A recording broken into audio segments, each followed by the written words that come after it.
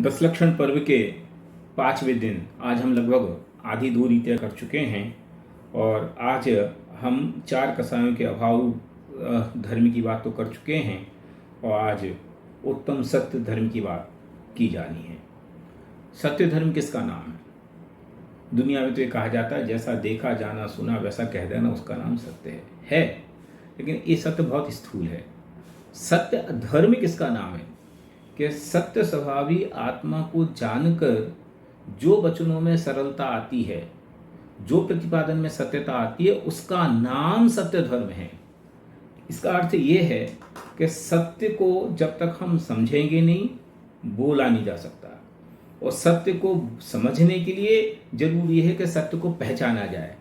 तो सत्य है क्या कि आत्मा ही एक सत्य स्वरूप है, आत्मा ही नित्य है, आत्मा ही सुख का आधार है, आत्मा के बिना सुख कहीं नहीं है।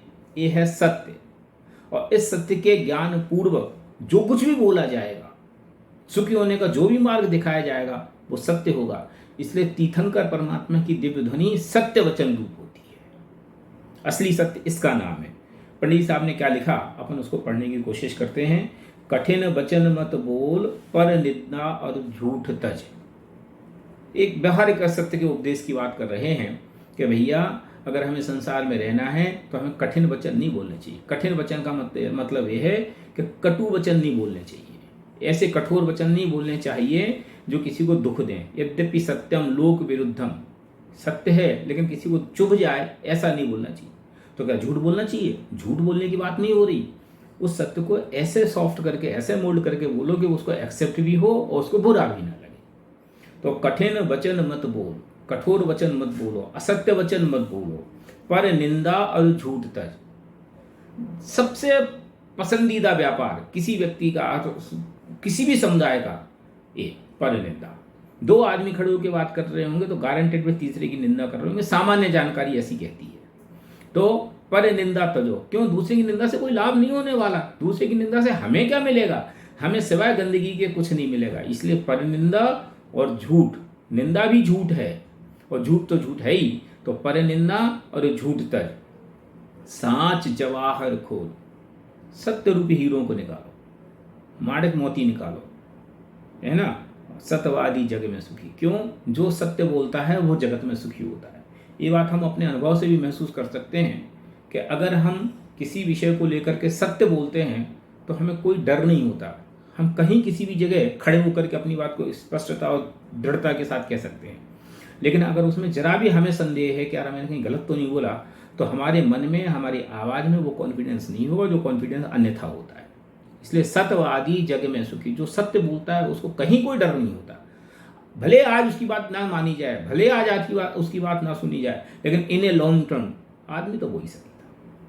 ये हर आदमी कहता है। हम भी ऐसा समझते हैं, हम भी ऐसा अनुभव करते हैं कि कोई हम व्यक्ति को हम कितनी बुरा कहें, लेकिन अगर वो सच्चा था तो हम उसको आदर के साथ याद करते हैं। इसलिए सत्यवादी जग में सुखी। उत्तम सत्य व्रत पालीजिए, पर विश्वास घात नहीं कीजिए। कितनी बढ़िया बात कही कि सत्य व्रत का पालन करो और क्या करो? विश्वासघात मत करो। ये बहुत बड़ा अपराध है, इस पर घंटों बोला जा सकता है। क्यों? एक किसी के विश्वास को तोड़ना कितना बड़ा अपराध है, आप इसकी कल्पना कर सकते हैं। कोई व्यक्ति ने आपको सारी चीज अपना समझ के सौंपी और आप उसको हड़प गए, बोलो उसका क्या हुआ? इसलिए विश्वासघात नहीं करना चाहिए। किसी ने अपना बन के आपको कोई चीज कही और आपने अगले थर्ड आदमी के पास जाके कह दी कि वो तो ऐसा कह रहे थे आपके बारे में, क्या हुआ? एक महाभारत हो गई। इसलिए विश्वास घात नहीं कीजिए, किसी के विश्वास का घात नहीं कीजिए। साचे झूठे मानुष पेखो, आपन पूत स्वपास न पेखो। दुनिया में प्रतिष्ठा है तो सच्चे व्यक्ति की है, इसलिए सच्चे और झूठे व्यक्ति की पहचान करना चाहिए। और पंडित साहब तो किस लेवल तक आगे जाकर के बात कह रहे हैं कि भले अपना बेटा हो, लेकिन अगर वो झूठ बोलता है तो उसके ऊपर कोई भरोसा नहीं करता। आपन पूत, अपना स्वयं का बेटा भी स्वपास न पेखो। अगर उस पर विश्वास नहीं है तो उसको कोई स्वीकार नहीं करता। प्रतिष्ठा किस बात की? प्रतिष्ठा सच्चाई की है, प्रतिष्ठा सत्य की है। पेखो निहायत पुरुष साचे को दरव सब दीजिए। दुनिया में जो भी व्यक्ति सत्य के रूप में प्रतिष्ठित होता है, हर व्यक्ति उस पर भरोसा करता है और हर व्यक्ति उसको अपनी सब चीज़ दे करके ये समझता है कि हमने निश्चिंत हो गए। आज दुनिया में कोई भी कंपनी, कोई भी बैंक, इसकी प्रतिष्ठा किस बात पे होती है कि जो कहते हैं निभाते हैं। इंश्योरेंस कंपनी की प्रतिष्ठा क्या बात पे? आप इंश्योरेंस कोई भी कंपनी से कराते हो तो आप उसका क्लेम रेशो देखते हैं और ये देखते हैं कि साहब इसका क्लेम रेशो कितना है। एक क्लेम रेशो क्या है? क्लेम रेशो माने उसने जो कहा उसको कितना निभाया। आज तो आपका इंश्योरेंस कर लिया और जब आपकी जरूरत पड़ी तो आपको 50 ऑब्जेक्शन लगा दिए। आप दोबारा उसके साथ व्यवहार करना पसंद नहीं करते और आपसे कहा और उसने बिना एफिन बट आपके सारे क्लेम निपटाए, आपको भरोसा हो जाता है।